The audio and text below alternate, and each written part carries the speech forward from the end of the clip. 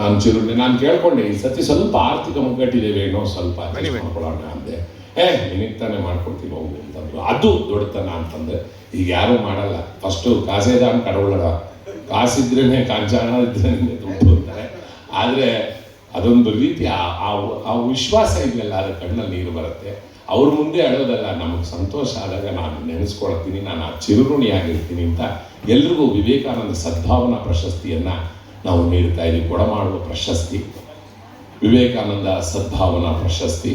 ಚಿಕ್ಕದಾಗಿ ಒಂದು ಪುಟ್ಟದಾಗಿ ಅವರಿಗೆ ಒಂದು ಆ ಸರ್ಟಿಫಿಕೇಟನ್ನು ನೀಡುತ್ತಿದ್ದೇವೆ. ಅದಾಗೆ ಇಟ್ಕೊಳ್ಳಿ ವೇಣು, ಆಮೇಲೆ ಮನೆಗೆ ಹೋಗಿ ಓದ್ಕೊಳ್ಳಿ, ನಿಮ್ಮ ಸಿಗ್ನೇಚರ್ ಅಲ್ಲಿ ಬರಬೇಕು.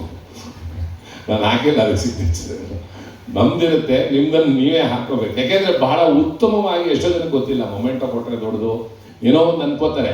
ಆದರೆ ಈ ಒಂದು ಸರ್ಟಿಫಿಕೇಟು ಬಹಳ ವಿಶೇಷವಾಗಿ ಮನ್ನಣೆ ಪಡೆಯುತ್ತೆ ಮುಂದಕ್ಕೆ ಅಂತ ಹೇಳ್ತೀವಿ ನಾವು. ಸನ್ಮಾನ್ಯ ಶ್ರೀ ಕುಪ್ಪಸ್ವಾಮಿ ಅವರಿಗೆ ತಗೊಳ್ಳಿ, ನೀವು ಒಂದು ಇರಲಿ, ನಾಗರಾಜ್ ಶಾಂಡಿಲ್ ಅವ್ರಿಗೆ ಎರಡೆರಡು ಹೊಡೆದ್ರಿ ಜಾಕ್ಪಾಟ್. ಮಂಜುನಾಥ್ ಸರ್ ಕೊಡಿ ಸರ್, ಅವರು ನನ್ನ ಸಿನಿಮಾದಲ್ಲಿ ಅವರು ಒಂದು ಒಳ್ಳೆಯ ಪಾತ್ರ ಮಾಡಿದ್ದಾರೆ. ಇನ್ನೂ ಸಿನಿಮಾ ಬಂದಿಲ್ಲ, ಆದಷ್ಟು ಸದ್ಯದಲ್ಲಿ ರಿಲೀಸ್ ಆಗಲಿ. ಶಾಂತಿ ಯಾಕೆ ಅವರೆಲ್ಲ ಯಾರದು ಅಕ್ಕ ಅಂತ ಎಲ್ಲರೂ ಕರೀತಾರೆ, ನೀನು ನೋಡೋದು ಏನೋ ಅಂತು ಅವಳ ಕೈಲಿ ಆಗಲ್ಲ, ಅದು ಮಾಡ್ತಾಳೆ. ಅದೇ ಒಂದು ಗ್ರೇಟ್ ಅಂತ ಹೇಳ್ಬೋದು. ಅವಳಿಗೂ ಕೂಡ ನಾವು ಚಿರುಋಣಿ ಅಂತ ಹೇಳ್ತೀವಿ. ಎಲ್ಲರಿಗೂ ಆ ತಾಯಿ ಭುವನೇಶ್ವರಿ ಆಯುರಾರೋಗ್ಯೇಶ್ವರಿ ಕೊಟ್ಟು ಕಾಪಾಡಲಿ ಎಂದು ಬೇಡುತ್ತಾ, ಇಂದಿನ ಈ ನಯನಾ ಸಭಾಂಗಣದ ಸನ್ಮಾನ್ಯ ಮಲ್ಲಿಕಾರ್ಜುನ್ ಅವರು ಹಾಗೂ ನಮ್ಮ ಮತ್ತೊಬ್ಬರು ಅದಕ್ಕೆ ಸಂಬಂಧಪಟ್ಟಿರ್ತಕ್ಕಂಥ ಮಂಜುನಾಥ್ ಅವರಿಗೆ ನಾವು ಕೂಡ ಚಿರುಋಣಿಗಳು ಅಂತ ಹೇಳುತ್ತಾ, ಅವರು 2 ದಿನಗಳಲ್ಲಿ